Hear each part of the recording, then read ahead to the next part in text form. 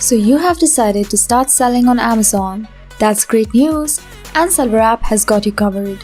Our platform has all the features a seller needs to always remain one step ahead of the competition and to take your business to the next level. With expert-level solutions from Amazon advertising, Amazon product and keyword research, product sourcing, listing optimization, advanced business reports, and so much more, SellerApp also provides you with our industry-leading managed services and expert Amazon selling coaches to boost your business to the top. Scale your business with SellerApp. We will be your #1 growth partner.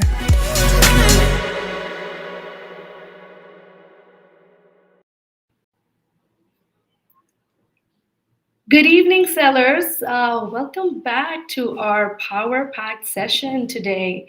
We're going to be having amazing three speakers here today who's going to really decode the Great Indian Festival and tell you about the strategies and how they scaled their business and became really successful.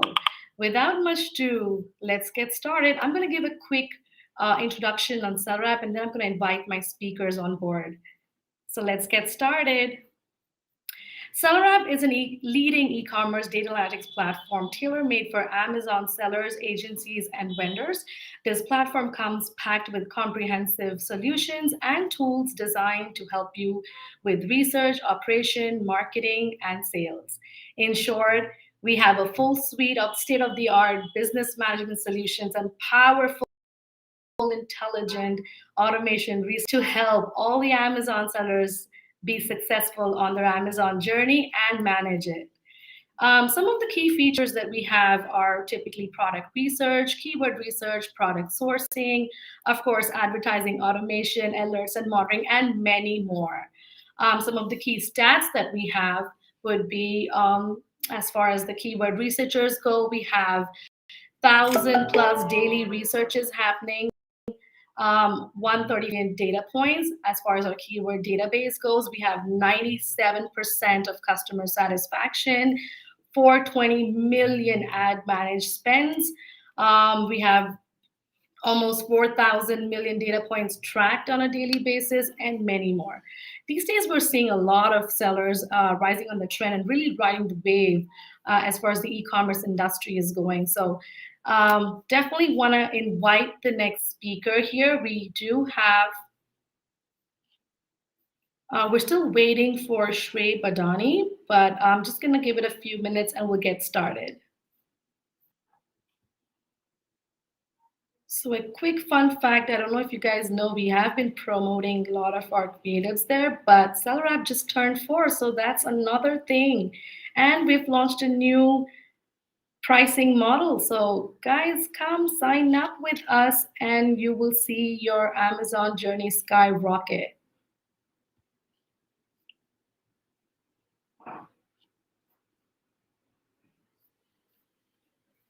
Hi, Shri. Where are you guys from?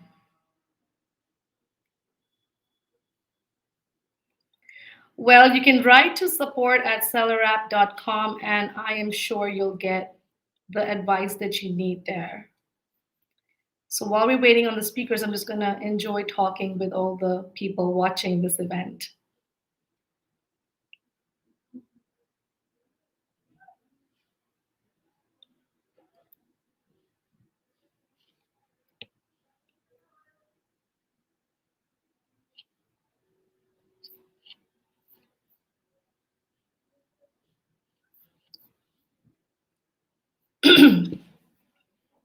So while we're still waiting for waiting for a speaker, I'm just gonna play a video so you guys can take a look at some of our features, a newly launched feature actually. Let me play that for you.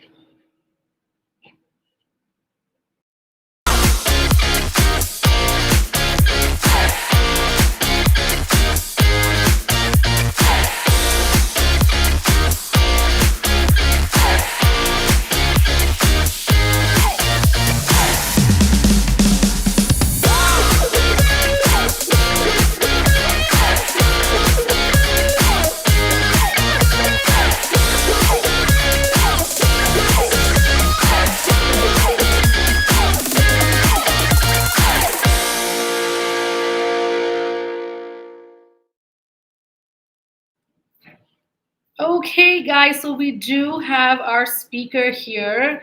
I'm going to quickly introduce him first. Shrey Badani. He's a young and talented individual. He's the co founder of Kapiva Ayurveda, an ex associate of Bain, and has a background working with private equity. He's also a graduate of Cambridge and has done his history honors. So it's quite an interesting journey, and I'm sure you're waiting to hear more from him. So let's get him live and throw him some questions. He's also, by the way, the youngest entrepreneur to have been featured in different platforms for his achievements since Kapiva took off. So that's great. Let's welcome him. Hi, Shrey. Welcome. Thank you for joining in. Hey Priyanka, hi. Can you hear me? Yes, yes. Hi, hi, hi. Pleasure to meet you. It's very, very nice to have you here. Pleasure to have you here. I've already given your introduction, so very, very impressed with your journey. And I personally want to understand the transition from history to Bain Consulting, Magnus Associate, private equity, and now an entrepreneur of an Ayurveda drink. How did that go for you? Sure. First of all, thank you so much for your kind words. I think in terms of transition, I studied history and economics. Liked both subjects. I think history I liked because kind of explained a lot of the world around me. Economics kind of was a bit of that plus a lot of math, which I enjoyed as well. So I think from there the transition into consulting was quite natural. That was just what, to be honest, a lot of Mhm. folks around me were doing. I think from consulting transition into private equity because a lot of the consulting work that I'd done was for private equity clients, and I'd really enjoyed looking back. That was the piece of my work that I enjoyed the most. And then I think towards say about 4 5 years into my sort of broader professional journey, when I was at Bain Capital, I was really thinking sort of stepping back and thinking what I want to do for the next 10, 15, 20 years of my life. And starting my own business, turning entrepreneur was really what had always appealed to me the most. So that was when I decided to take the leap back in 2016, along with the Mave. So yeah, I think that's a kind of quick overview. Awesome, awesome. I think that's a great journey you've had so far. But tell us about how this Kapiva thing came up about, and also talk to us about how you launched this drink. I do have some pertinent questions on that. We'll get that in a minute, but tell us a little about Kapiva first, and then we'll dive straight into questions. Absolutely, absolutely. So I think Kapiva cave. So the word Kapiva actually comes from the three body types within Ayurveda: Kapha, Pitta, and Vata. Hmm. And I think when we set up Kapiva back in 2016, the idea was to do something at scale which could help the Indian millennial consumers engage better with Ayurveda and make Ayurveda a deeper part of their day-to-day lives. So that was the vision that we started with back in 2016. I think since then we had a couple of iterations and pivots. Initially, we started with a sort of retail-led model where we're actually opening our own stores. I think maybe 2 years into the journey, we realized that the much more scalable model was something which was D2C, online-led, and sort of had FMCG at its heart. So I think that's really what we've now been doing for the last 3 or 4 years. So I think the idea with Kapiva as it stands today is very simple. It's to allow people like you and me, people in their late 20s, 30s, and 40s, to make Ayurveda and Ayurvedic ingredients a part of every meal that they consume. Our big thought and kind of insight is that Ayurveda, as part of once it's made part of your diet, can be incredibly helpful for our day-to-day lives. It can help us manage a bunch of lifestyle issues better, things like digestion, immunity, better hair and skin. So we want to be the guys who innovate and come up with the products that can really help you integrate Ayurveda better into your sort of daily lives. Right, right. And how did your journey with Amazon, obviously you mentioned that Yes. storefront begin actually, and how what um, were the, what was it that you decided that you need to get onto this, ride the wave here, typically? Sure, sure, sure. So I think Amazon's been an important partner for us pretty much from day one when we pivoted into FMCG. So back in 2018, I think one of the first things we did was actually set up our Amazon sort of pages. And since then, it's always been an important part of our growth and our journey. I Mhm. think the things that we really liked, and some of these things have held true even now as we've scaled many times over the last, say, 3 years, is I think firstly, it allows you to access a very broad set of consumers across the country. So I Mm. remember we started off with a very sort of offline led model. Within the first month, we were serving customers from all over the country, from literally from tier 3 towns up and down the country. And that to me was incredibly powerful. The ability to reach thousands of consumers very, very early on across the country. So I think that's super helpful. I think the second place where Amazon, again, as a marketplace, is very meaningful for us is it allows us to experiment with a bunch of products all the time. So, as a D2C company, one of our advantages is D2C stroke online led company. One of our advantages, we can experiment with product formats.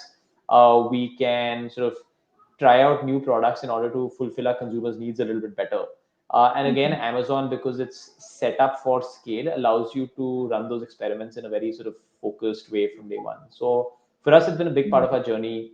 Sort of worked very, very closely with the team there. And I think I think the last piece which I'll already kind of sort of talk through is the team there we found since back in the day, 2018 through till now, has always been very responsive for startups. So they have startup specific programs that are running. And I think more broadly in terms of orientation, we've always found the team there to be sort of super helpful and really willing to engage constructively with startups and help them grow.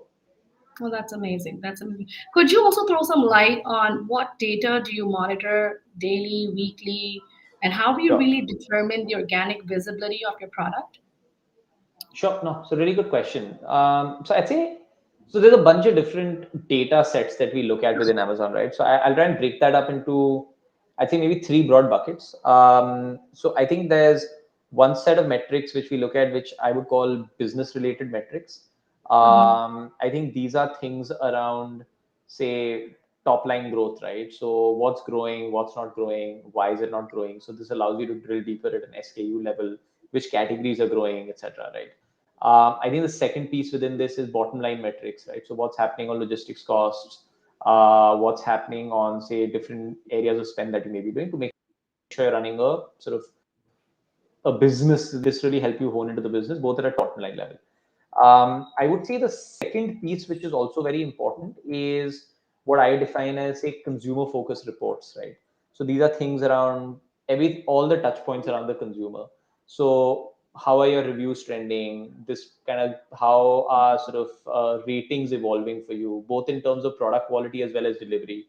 So I think that gets you a sense for other is the consumer happy with you or not. Other consumer facing reports are, I think over time as Amazon has scaled up its backend. Now they have Pi, now they have analytics as well. They help you measure retention levels, repeat levels. They also help you. They have this, I think, I forget the exact name, but I think it's called Voice of the Consumer Report, right? So Right. all of these things around account health basically help you see. These are in my head sort of leading indicators where I think it's one thing to see revenue and bottom line coming in. I think the consumer facing reports are powerful because they tell you if the consumer love for your sort of brand and product is holding up. And I say the third set of reports which we look at very closely is sort of more marketing and advertising related reports. So again, this is around keywords where we're ranking. How do we sort of shape that? Just sort of stuff around sort of campaigns that we're running, ROI, what the funnel for us is looking like across different products. So I'd say those are the broad three buckets. So just to recap: business focused, consumer focused, and marketing focused. Or sort of P&L focused, marketing focused, and consumer focused. So that's how we really sort of cut it. And obviously, there's a ton of information available with Amazon. So at different times, you may be focused in different ways on different parts of the pie. Interesting, interesting. And you mentioned reviews also. So, Yes, how do you typically monitor those reviews and also handle negative reviews, if any? sure, absolutely. So I'll maybe take part two of your question first. So I think negative reviews for us are I'd say there's handling, but I think the way I would frame it is more around learning from them.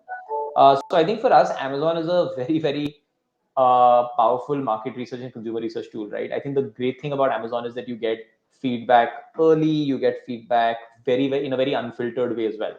So I think the way we respond to reviews is we're constantly looking at reviews, and I'll come to that later, the mechanism later. But the response around it is anytime we get a negative review, we're testing for two, three different things. I think first is what is the extent or scale of this problem? Is it a sort of is it a theme that is emerging, or like a theme of anecdotes that is emerging, or is it more of an outlier. So that's the first piece that we look at. Second is we look at the content of the sort of feedback, right? Is what is the consumer saying? Is it something around delivery? Is it something around packaging? Is it something around the product itself? And Mm-hmm. I think once we have clarity on these two areas, the kind of the prevalence of the feedback as well as the nature of the feedback, I think we can use that to really look at ourselves internally and see where we need to improve. Sometimes it's the case that, hey, there's a theme that I'm going to make this up, but let's say the box, a bottle just keeps opening or a bottle keeps breaking consistently, right? And you see that theme playing out. In that case, we'll go back to our sort of manufacturing partners and figure out how to improve that and reduce error rates there. Sometimes it's the case that one batch, the flavor is profile is slightly off and is different from the way it used to be. It's slightly inconsistent. So I think these are very valuable pieces of feedback, and I think Amazon, just the pace at which you get this is super helpful for younger brands. So I think that's broadly how we kind of look at it. And in terms of really tracking feedback, I think Amazon and Amazon Pie themselves, I don't know, in Pie they have a dashboard which allows you to look at that.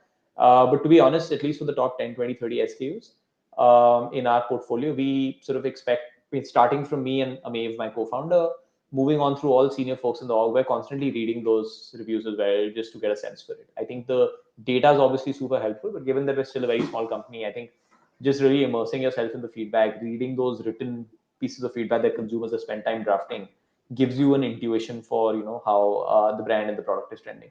No, absolutely. And I think reviews are a great way to really improve the scope of your product and also the reach. So I think it's a great way to monitor those. I know we. Absolutely. Sorry, go ahead.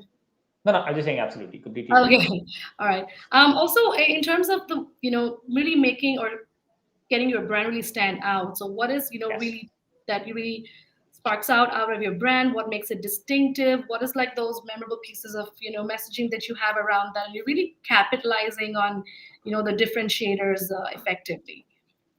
Sure, sure. So I think let's start with the consumer, right? So our consumer is the sort of millennial Indian who's now beginning to worry a little bit about health and trying to more broadly live healthier, right? So I think when they engage with Ayurveda, there are two, three pain points that we can solve. And I think so far we've been kind of very focused on those. And I think we can potentially solve those in a better way than some of the legacy brands which have been around for a while. So I think the first problem we can solve is simplification. Ayurveda is quite complicated at the outside. Outside looking in, it's complicated. There's lots of stuff happening. You don't know what to use for what. So I think that process of simplification is very easy, is sort of very important. I think the second place where brand like us can help out is sort of relevance, right? So first is telling you what does what. The second is making products which feel relevant to your needs, right? So obviously, sort of say today's 30-year-olds have a different set of sort of concerns, problems, etc., or aspirations from 30-year-olds back in 1975 or 1985, right? So I think it's really making those, it's coming in with expertise and sort of translating that expertise into products which feel very relevant. So I think the way that we can stand out, and this is true for Amazon, but it's also true for any other communication platform, be it Instagram, be it YouTube, is by keeping those two principles of sort of simplification and personalization stroke relevance in mind, right? So therefore, for us, what we really focus on tactically is we spend a lot of time making sure our content sort of ticks those two boxes. Is it telling the consumer in a very succinct way what it is we're trying to do? Why is the product good for them? What's the research behind the product? Consumers have gotten so much more aware over the last 10, 15 years. So really, I think it's our duty as brands to tell them why the product is credible, why will it work, what's the research that we've done to make sure that it works. So I think so content is one big piece. I think the second piece is, again, through that content, integrating those products into their daily lives. And then obviously marketing is another thing which we can do. I think Amazon, there's a bunch of options. And then outside, once you leave Amazon, there's even more stuff you can do, right? You can integrate with the influencers on YouTube, Instagram, you can do content marketing, and all of those things actually often translate back into higher revenue within the Amazon platform as well. Great, thank you for answering that. And I think that would be really, really insightful for a lot of sellers watching today. And you mentioned about metrics, right? You use a lot of data points to monitor whether in terms of tracking or in terms of your reviews, also for your brand visibility and scalability. Yeah. What are some of those challenging metrics that you think you'd really like to improve upon? For us right now? Yeah, Yes. sure. So I think the first thing is in terms of really, I would say growth, right? I think within our portfolio, there are certain products we're always looking to grow faster. I think there's a set of products where today we probably be market leaders. I think there's a set of newer products where we're still very much challengers and we're trying to grow very quickly. So from a business metrics perspective, I think that's one thing that we're definitely looking to improve and that we're kind of quite focused on. I think from a consumer metric perspective, I would say most of our metrics, touch wood, are in pretty good shape. And I think there it's really about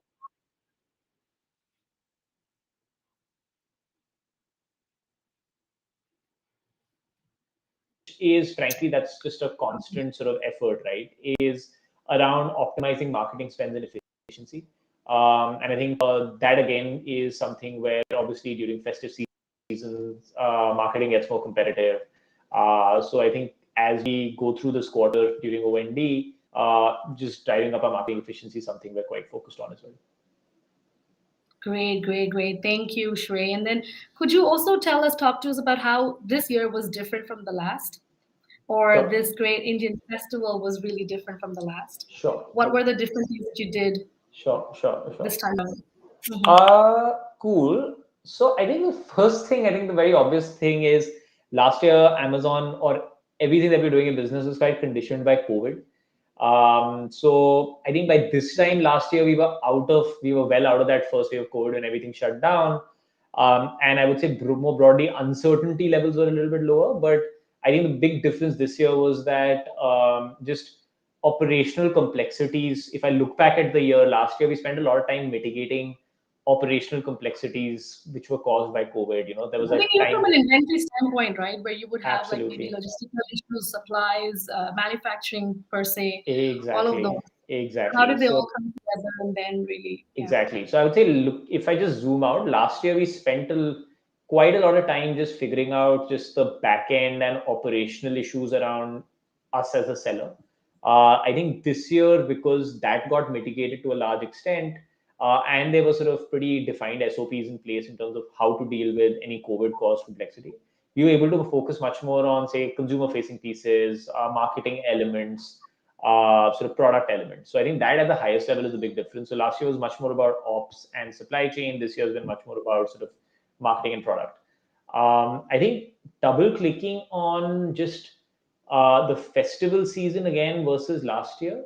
I think the big difference for us this year was we were kind of just doing it at a lot more scale because last year we were still a lot smaller, so we weren't really investing that much behind brand marketing efforts outside of Amazon. So I think for us this year, the big change was we had a bunch of big initiatives going on just across all channels, right? So yesterday, for example, we announced our brand ambassador, Malaika Arora, has joined us, and she's a fantastic advocate for the brand.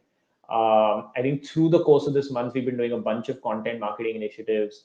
So I think that really for us has been the big difference versus last year, where for us, just the festive season, not just about stuff that we're doing in one channel, be it Amazon or something else, but it's really about a kind of 360-degree marketing program which we're pushing across all channels. And then that obviously causes a lot of goodness for the brand at an aggregate level. Great, great, great. Thank you for answering that, Shrin. I think that's a big, big tip for all of these sellers out there. It's a great, informative thing that you just said. Well, all the best for your brand, and I hope it reaches leaps and bounds and really takes off from where it is already. No, But thank you great so much. going on your journey, and thank you for gracing us with your presence here No, on this absolute privilege to platform. be here. And thank you so much for your kind words. They're not this thing. I hope to live up to them, but absolute pleasure being here. Thank you so much. Bye. Absolutely. Thank you for being here, Shrey. Appreciate it. Likewise. Bye. Bye.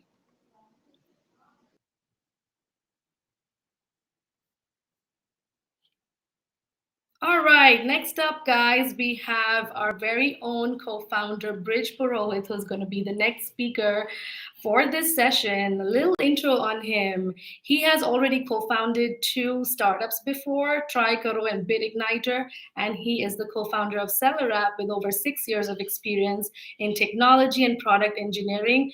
Bridge's entrepreneurial skills are a force to reckon with, and under his leadership, SellerApp has grown leaps and bounds and exponentially doing well, becoming a market leader in this industry. So, without much ado, I do want to invite him, and we have some questions for him as well.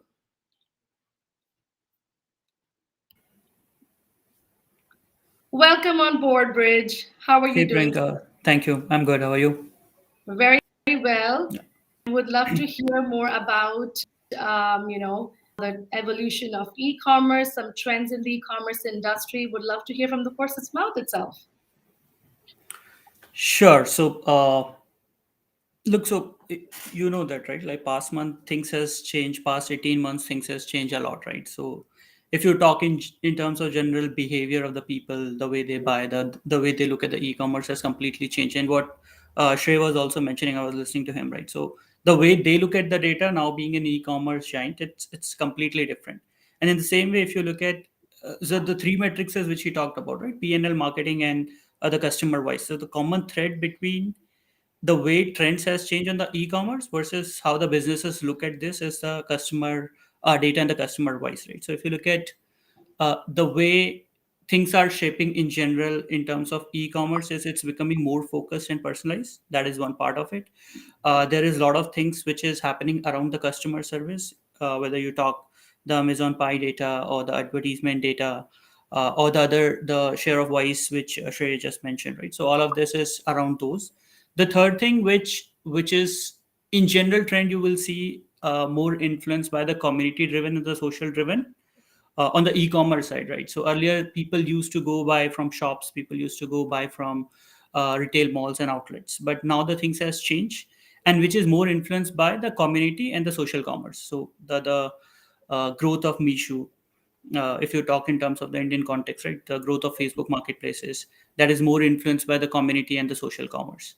So that's where, in general, the e-commerce trend, the behavior is heading. Right, awesome, great. But also the evolution, as you mentioned, Mhm. a lot of e-commerce adoption has happened in the past 18 months since COVID hit. Yeah. So, how is the customer behavior really, transcending to that? So that's what I was talking about, right? So when you talk about the customer behavior, these are the three major things which are moving towards, right? Your personalization, your customer services, and the community. And the Great. impact of aggregated, which you will, which we are seeing now, is if you look at 65% of the people who are more who never went into e-commerce store has moved. 150 million new people have started using your buying from the online shops, right? Whether it's Absolutely, Amazon, yes. Flipkarts, and all of that. Right, right. You're working with thousands of global sellers and involved in Mhm. really helping them scale their business. So, what are some of the top challenges you see with these sellers across the globe? So that's a very good question. And if you look at if you divide the geography, you will see the different set of challenges uh, based on those regions, right? So let's talk about the Indian e-commerce space and the US e-commerce space, right?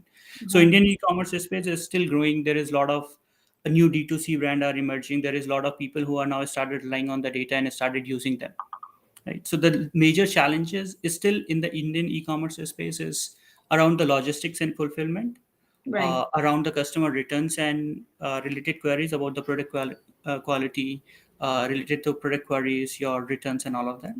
Third one is major what I see in the Indian space or the Indian e-commerce in general is around the lack of understanding and knowledge on the ads space, right? Because ad space is something which is now for the Amazon is the third biggest, right? And the way it is evolving and the changing, it's huge. So still people don't know why they should use your brand ad versus why they should use your, let's say, normal sponsor product ad, right? Or when you talk about the sponsored display, right? And in general, ads is not just only on the platform, but there are, if you look at the way D2C brands are behaving, right? So they are more focused also on getting your ads through the different social media platforms, and your Facebook, Instagram, your Google ads, and all of that as well.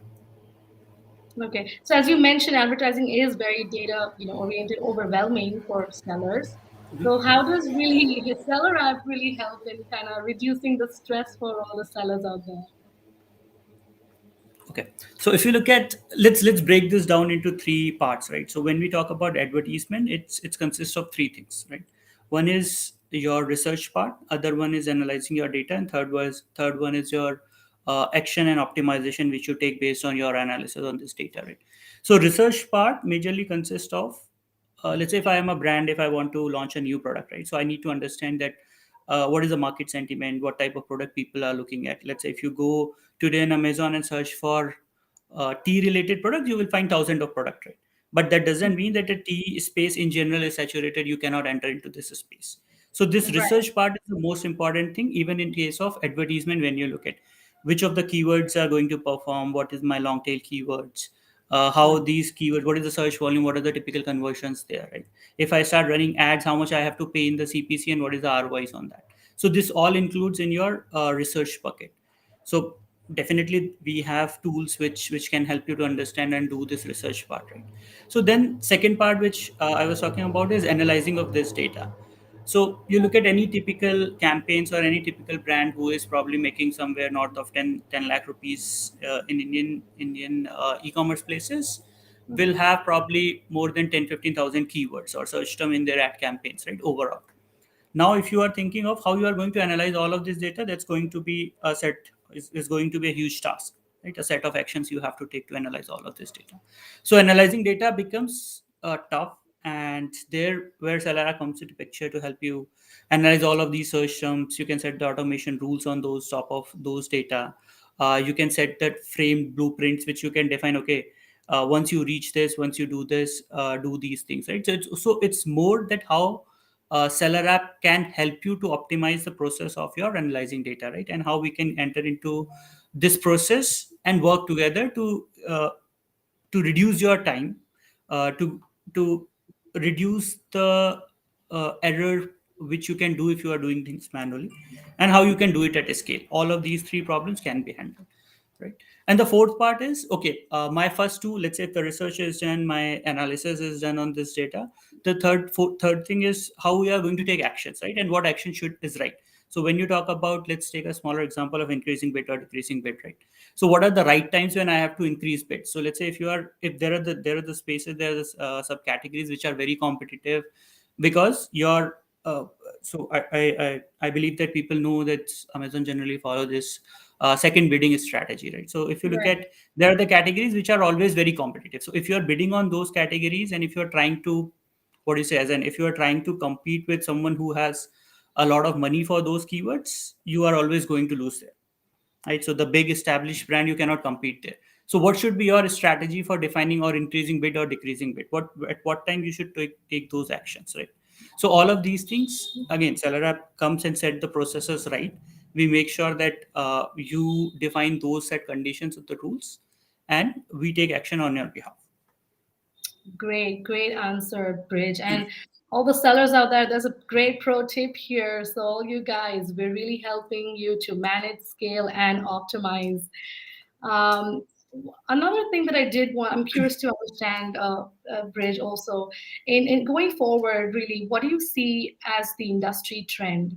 What do you think the categories, throw some light on the categories you think will really ride this wave? Sure. So, as Shrey was also mentioning, right? So, in since last almost 2 years, right, things has changed a lot. There are operational challenges which are solved. People have become more adaptive to taking decisions, as in buying decisions on these e-commerce platform, right? And if you look at the way uh, overall e-commerce is shaping, overall Amazon has changed things. They are also getting more focus on the customer. If you look at uh, if you're Absolutely. following this trend, if you look at the new video ads related to which Amazon is releasing, right, there are the platform which are more focused on AR. If you look at China, the Singles Day 11/11, there are a lot of things which they are planning, which will be done online on the AR thing, right? So we are removing the operational, the logistics part, where the customer has to go look and feel the product, look at the dimensions, understand how this is going to shape. We are moving in the era where things will be more automated. They will be done on the machines, and it will become easier for people to buy, right? Hmm. So these things have emerged, these things are emerging, and these things will shape will shape a will take a major decision in how the e-commerce is going to shape, right? And if you look at the categories, specifically when you talk about clothing, which we never thought is going to be among the top 10 categories, is one of them. Right? Right. People are buying, adopted to that culture where they are buying online clothes. Right? Electronics is always Electronics has among the always top been in trends. tough Right. category. Home and kitchen is again one of the categories because of these better dimensions, better your 3D images, better videos. If you look at the recent video ads, right? So you can understand how the product is going to look at in your kitchen when you're talking about home and kitchen, right? How your the showpiece which you want to buy, how it is going to look on the table, which is at some corner of your room. Right? So all of these things is making home and kitchen as one of the trending categories. Sports and outdoors definitely is one of the always it's in top 10 categories. One category which we have seen emerging is related to toys and games, but in general related to educational toys. Right. So Hmm. now people have started focusing more on buying indoor educational toys. If you look at Skillmatic, they are Yeah. doing very good overall. Right. There are a lot more companies which are emerging in India on these space. If you Imagine a look lot at of spending being right, done. if you look at US, there are already a lot of companies which are Yeah. doing good in this space. Right. So this is again going to be one of the categories which we will see entering probably in top three very soon. Great, great, great. Good to know. Good to know. And I think we've invited coveted speakers today at our webinar today, and they've seen phenomenal growth in their Yeah. brands. So you're seeing a lot of double-digit growth with these brands these days. What, according to you, is a good growth percentage for a TDC brand? All right, so that's again, it's you cannot pinpoint a number that this is something which all D2C brands look at Mhm. because again, when you look at in general the growth cycle of each of these And D2C success could brands be is into different for yeah, different it's brands. it's varies, right? So there are the D2C brands which are still in your early phases of their businesses who are probably making let's say 10 to 1 CR kind of revenue, and there are the brands which are more growth focused, right, which are making probably somewhere more than 5 CR of revenue. It's Right. Capiva, if you look at, is one of them, right? So Yeah. their growth numbers and the projections has to be different compared to if you look at the brands which are still in the initial phases, right? So we have seen brands on our system on SellerApp in our system uh, in all of these categories, right? And we have seen brands as in D2C brands making 80 to 100 and 120% growths as well, which are in initial phases, and we have seen brand making 35 to 45 47% when you categorize them in the bucket where you say it's already matured and they are more focused on capturing the bigger section of the market. They are trying to build more of their brand awareness and these kind Right. of things. Yeah. Well, last but not the least, thank you, Bridge, again. But as you mentioned, I did want to also ask you that SellerApp has been your brainchild, right? So, firstly, how did you come up with the idea of supporting and helping sellers? And Mhm. also, can you talk also about a little bit, what new features in the pipeline which you're specifically targeting at maybe Indian sellers or even global? Yep. So when you say how this idea came, so that's your first part of question, right? So there Yeah, are so if you look at so when we started, right, so at that point of time, me and my co-founders, we were already having almost 8 to 10 years of experience in this domain, right? I was working in analytics previously as well, so I was aware of the complexity of data, right? And my co-founder was already was into the ads related field, right? So he was having ton of experience in that particular thing, right?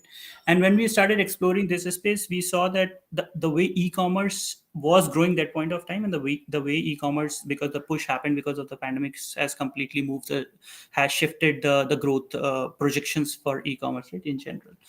But the way e-commerce was growing, that has to be industry where things will move very fast, right? But no one has assumed, or no one has given the predictions that it will move so right. fast. But this was a domain, right? Especially And with when we COVID, started out of that. because of the COVID, yes. Yeah, And when we started looking this space, when we talked to a lot of people, a lot of, as in people means the e-commerce sellers and the sellers. retail sellers as well, we understood there is definitely a lack of the data.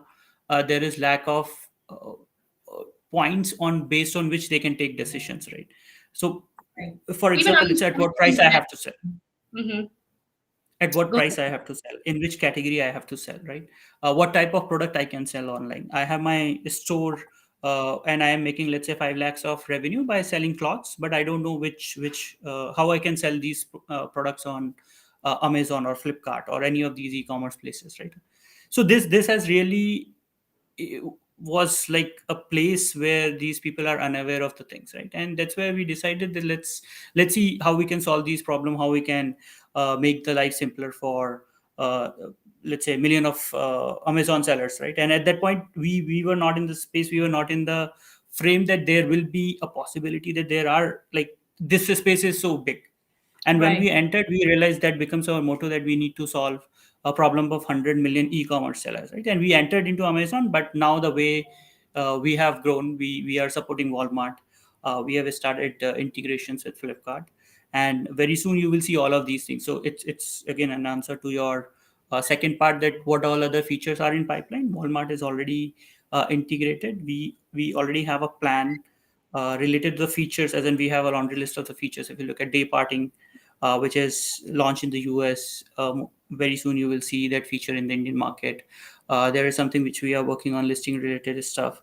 There is something which we are working on PNL, how we can integrate PNLs from the different e-commerce platforms, as an e-commerce like Amazon, Walmart, your Flipkart, right? So there is something which we are working. It's again a pilot, which in internal pilot, in which we are looking at the taxation as one of the options, right? But for us, the major thing is the bottom data layer, right? So think of it as a pyramid, and we are at the bottom, where we are working on making sure that this data is available, right?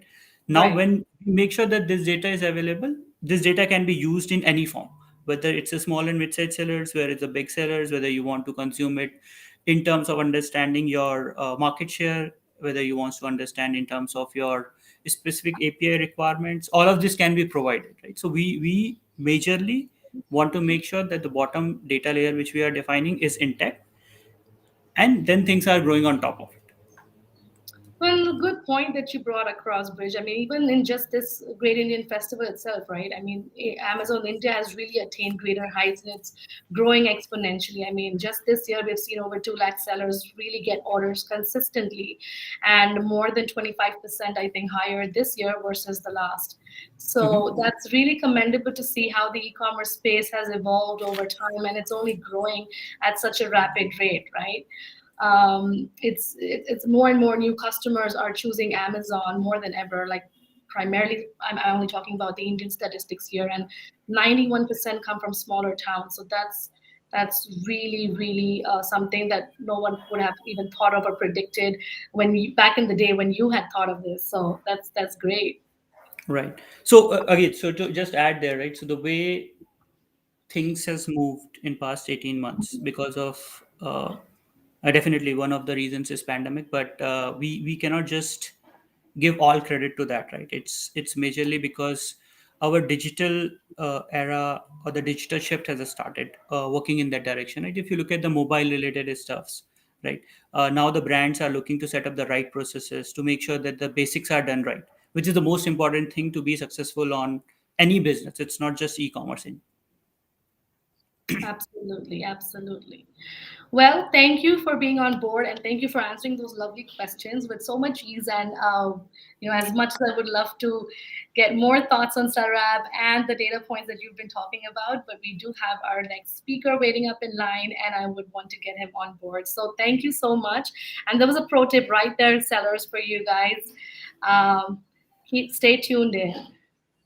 All right, Bridge, I'm going to move you to the waiting room. I'm going to get Ganesh on board now. Thanks. Thank Thank you, you. Priyanka. Hi, Ganesh. Can you hear us? Hey, hi Priyanka. Hello everyone. I can hear Hi, you now. I'm sorry. Was there like, did you, was I not audible? I'm sorry. Yeah, I guess we lost you for a while, but that's fine. We're just getting started. Oh, okay, okay. I'm not sure, guys. So I already gave the introduction for Ganesh, but however, if there was a technical glitch, I would kind of reintroduce Ganesh on our platform. He's the CEO of Acatron Mobility, innovator at heart, as I mentioned. He was awarded the Avishkar Award in 2011 for building innovative wheelchairs. So definitely want to hear a lot from him today. I'm sure he has some great insights for all of us. He believes in solving unmet societal needs in a sustainable and scalable manner, and the way his company has transcended and growth in terms of growth and visibility, that has been commendable. So you would have lots to take up from Ganesh himself. Love to have you here in the studio again, Ganesh. Welcome. Yeah, but thanks for the opportunity. Much excited. Very well. So I'm personally curious, like what was the inspiration behind mobility devices, behind, the wheelchairs that you create, and really coming up with this distinctive idea of, when you came up with Acroton Mobility. So it actually was a stumble upon problem statement we came across in college days back in 2011.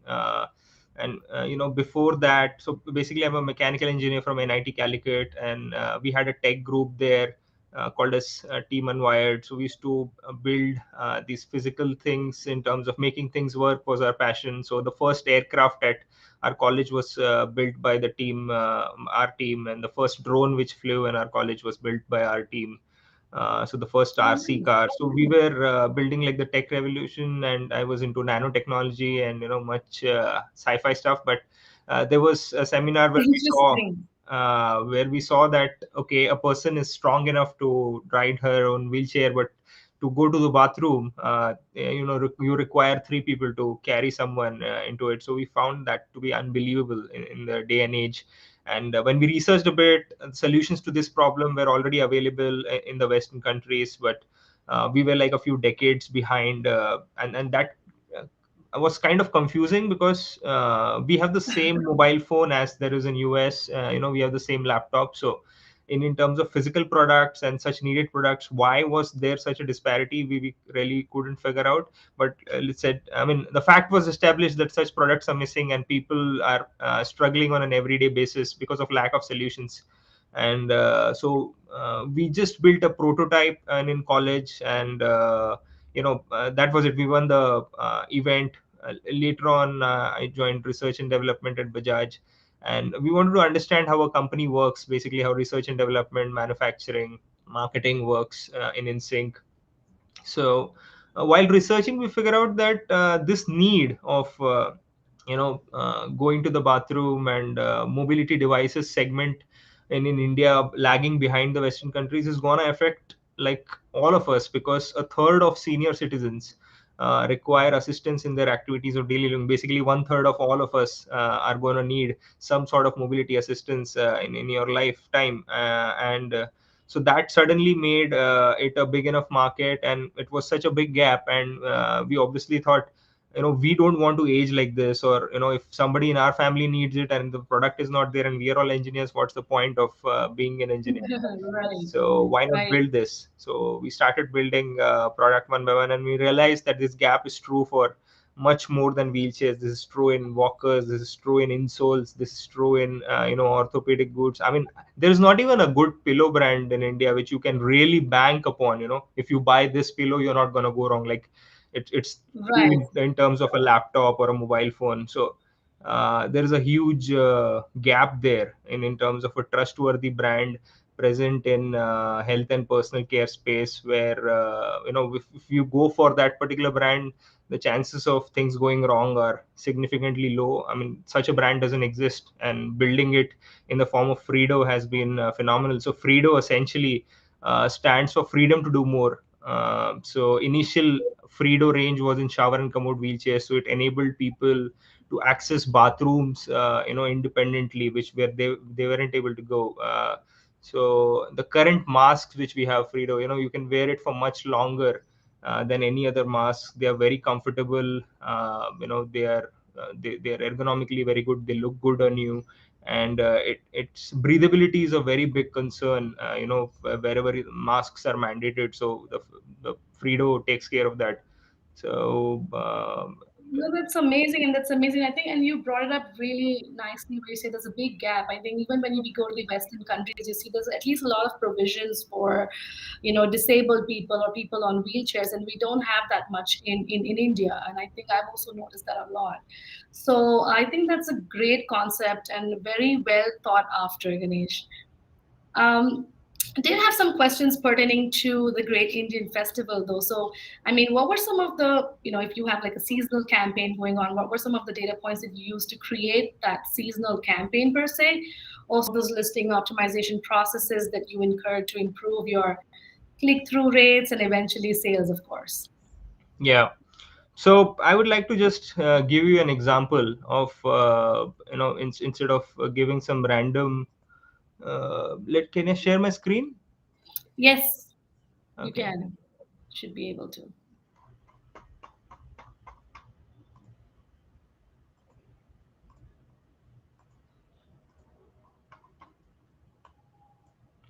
Yeah. Is my screen visible? We are on the Amazon page of our top selling wheelchair, which is a commode wheelchair. Can you see it? Yes, I'm going to bring that up here.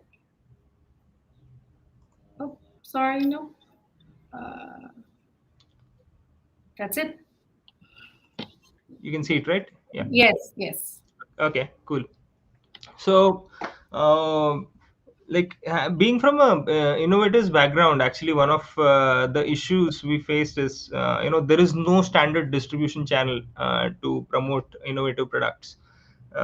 So especially something like a niche product like I'm showing you right now, a commode wheelchair, Yeah. mass marketing campaigns don't work. So one good thing about Amazon is it's an intent based platform. So in terms of marketing, there are two kinds of platforms. One is audience based, like Facebook, Instagram, where there is an audience, and you can just, an ad can pop up while they're looking into it, something Mhm. what that happens in YouTube. Yeah. And they make a buying decision or not. They're actually not looking to buy something, they're just doing their stuff, and in that particular platform. But in Amazon, it's completely different. In Google, it's completely different. Here, this is a intent platform where people are coming to buy some stuff and they're looking for something. So the idea is, how do you come up in their search, and how do you come up in the relevant searches? Because one thing which a lot of people keep on speaking about the Amazon's algorithm. It's a very dynamic one, by the way. But one thing I think it definitely optimizes is for what the company stands for, which is the customers they always optimize for the customers. So this commode wheelchair was there into the market from 2019. Okay, we launched it on Amazon in 2019, but from 2019 to 2020, this hardly saw any sales. And Mhm. we used to get a lot of returns saying that, oh, this commode wheelchair is very high, it is very very this is very heavy, and so there were certain things which people were not aware of, even and then the ratings were going down, so that was a big concern. So the most important thing in a listing optimization or marketing optimization is to actually present the most important key things to look for in the title itself. Right. So in this particular wheelchair, we have mentioned what it is, and it is suitable for elderly patients, tall and heavy adults. So this takes care of the weight. This might look like a very very basic thing to do, but just by putting these two keywords, it has sorted both the height issue, as well as it has made it clear that it's a heavy duty wheelchair. So it reduced the return rate by half. And so that was a big thing. And in terms of a product which is something that comes across as a very new product, Mhm. nobody is aware of these kind of products. So I think a video is super important. So you can see in the listing, right after the image, we have a video where it shows how the product works, whom is it for, so why do you need to use it. So there is a whole 2 minute 18 second video where it shows how to transfer a person from bed to this wheelchair, and how to and you can clean the person after it's done. There is a commode pan feature. You can lock it while transferring the person. You can Very adjust the interesting. backrest. So there is a full-fledged video which shows Right. what the product does, and it's super important because this is a new category. Nobody knows about commode wheelchairs. People don't even know such a product exists. Exactly, exactly. Yes, Yeah. yes. So So obviously, go ahead, go ahead. yeah, so I mean, it's pretty fundamental, but small things like this add up a lot. And I think once the listing is set, again, setting the right expectations in terms of product weight, in terms of user weight capacity, in terms of the dimensions from all angles, and we also have a process where we call the customers. We don't do prime, we don't do FBA from our wheelchairs. We actually, if you place an order, you get a call. We again re-verify, whether you're gonna this is gonna suit you or not, and then we ship. So this is true for a complicated product like a shower commode wheelchairs. For most of the products like our masks, they are pretty much automated. But so there cannot be like a generic advice, but in terms of uh, product to product, it pretty much depends how you optimize it for. No, great. I mean, as you mentioned, you may seem it's trivial or trivial piece of information, but just putting it there and really having a very vivid description definitely helps as far as the optimization and campaign goes, which can really help you scale. Another thing, I mean, as you mentioned, the optimal content and branding is really important for any kind of seller journey. So, Amazon has recently come up with these Amazon posts. Are you aware of that feature or exploring it in any way? Or Which if one? you Amazon posts. The basically where you get featured in a news article of sorts. It looks like top products. Are you talking Like about that? yeah, you have featured in a bestseller category Yeah, also, right? yeah. So, what were some of the marketing campaigns that you used for that? What were some of those data points that you really monitored and got that going for y'all? So that's something where you do not have control over. So we are the best selling commode wheelchair since almost a year now. So we are the rank one commode wheelchair, and I think there is a third party which picks you up if you do that. But in terms of uh, like running a campaign, it has been pretty much driven by competitive strategy and ads, where even SellerApp is helping us out.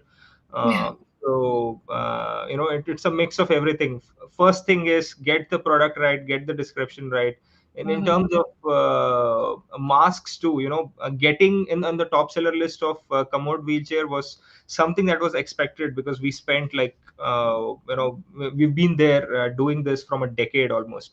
And the product is highly differentiated, but only when we could do this in masks, where there are 30,000 other SKUs in India, and we are one of the top 10 consistently. And in premium brands, we've been in the top 3 consistently. I think we are the number one if you look at 500 rupee plus mask, basically in the premium mask category in terms of sales in India.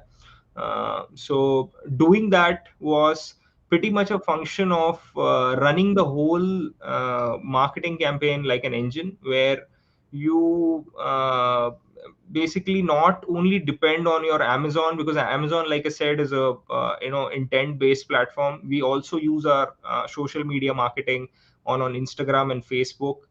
Right.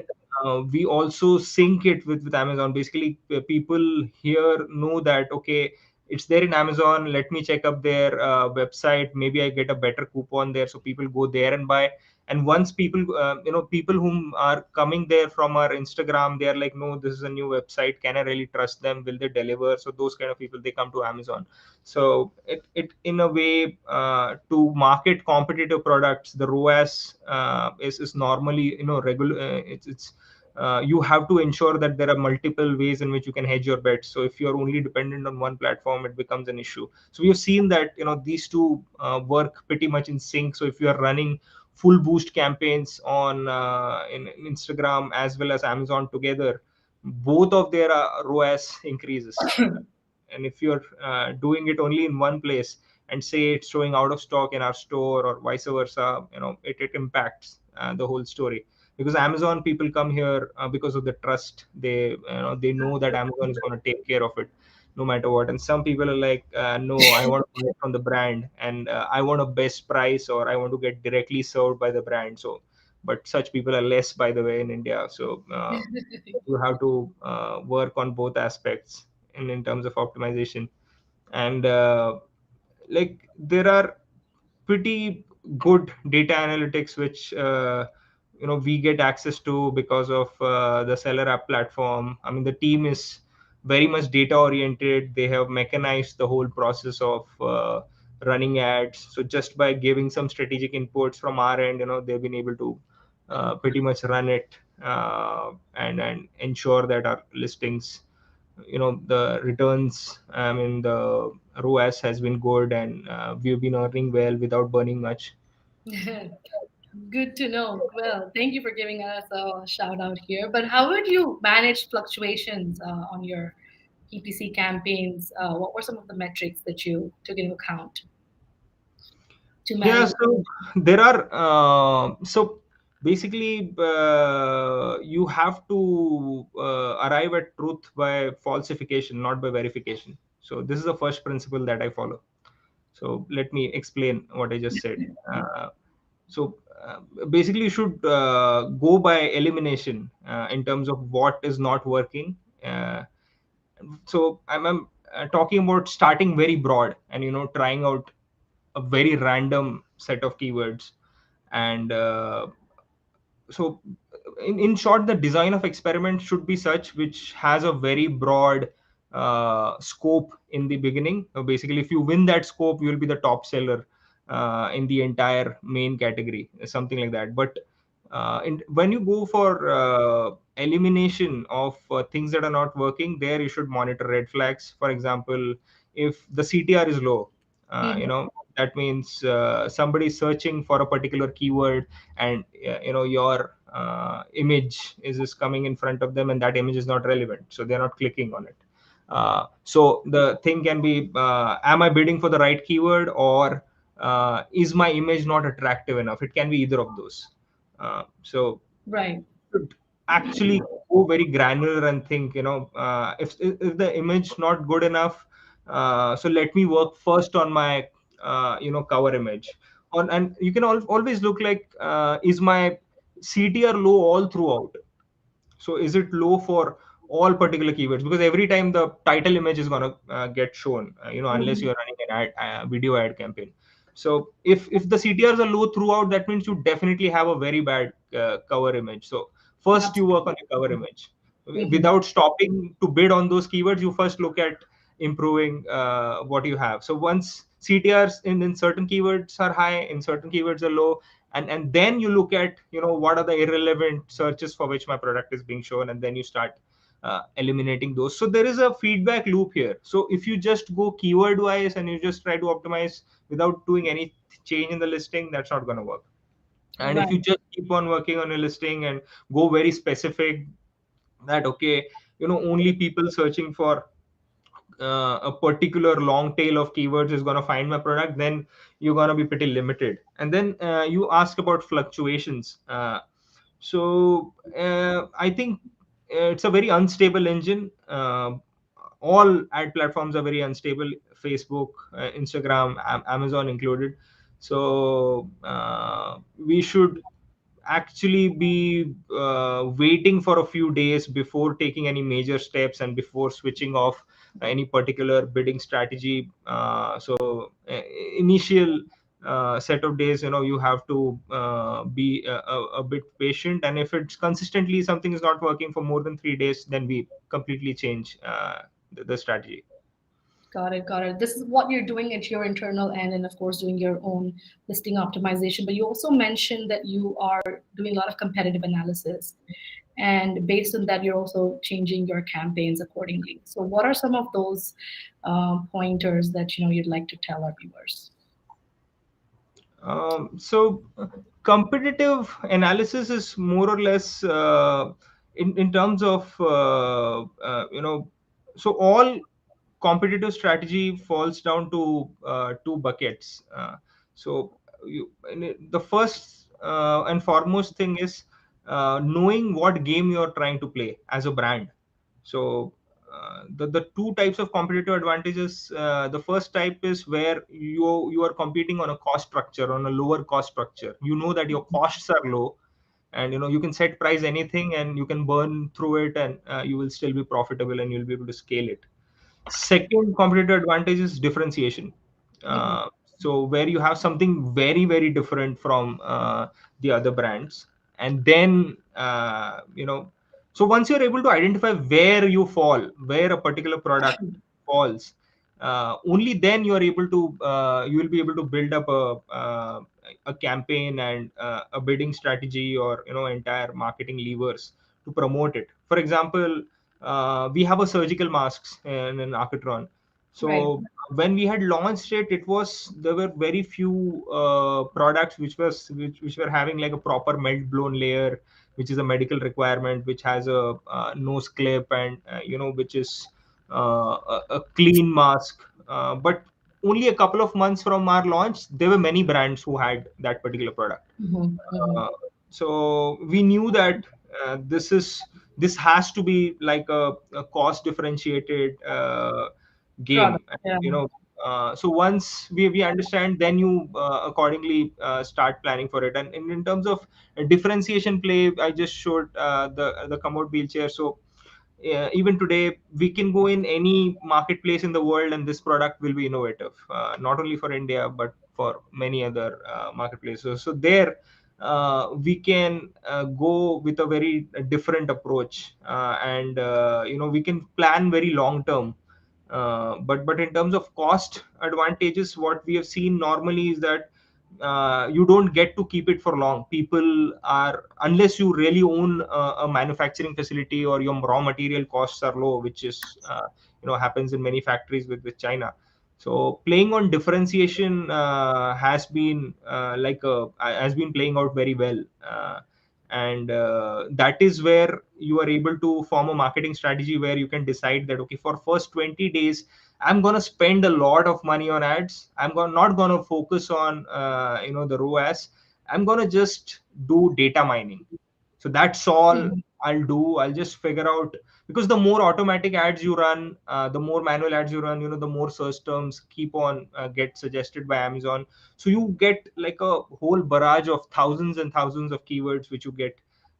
Then you work on, segregate and then in groups, and then you can eliminate and form different campaigns and work upon it. So yeah, the strategy for any product is the same. I mean, it's almost like a playbook. Initially you have to do data mining, whether it's and then once you know it's a differentiated product, you can bet on it for longer, because you know that once the product comes on the first page for any major set of keywords and organic set of keywords, which happens if you keep on bidding and if you burn a lot of money on ads, the Mhm. product automatically gets more sales, and the organic page ranking improves.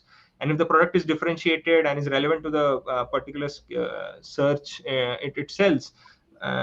So that's something very important. And but in something like masks, we for Fredo mask, which has a unique copper layer, and it's we believe that once somebody tries it, they will, there's a high chance that they'll buy again. So more than 20% of our customers have already made a repeat purchase, and I'm talking about Nice. tens of thousands of customers. We've sold like 1 million plus units of masks, all in all. And so once you know that, then also you can take a very different strategy. I know all D2C brands, they go for lifetime value optimization, but it actually works is something which we have experienced. And it, like today also I was checking, we have roughly 250 orders already before I joined, and I guess more than 100 of those are repeat customers. So basically, they are not from directly from ads, so they are either organic or repeat. So that is, once the repeat customers start coming, that's when magic happens, because the cost of acquisition goes to zero. Instead of it burning out one fourth of your cost, one fourth of your selling price. So that's when the magic happens. So it depends. Something like wheelchair, we cannot plan that. It's, one off buy, so you have to optimize in a way where you have to be profitable in the first sale itself, after that initial set of data mining is done. So Acroton is definitely setting up really impeccable records here. So could you share on some of those month on month maybe growth metrics or statistics that you have, because it's phenomenally well and high.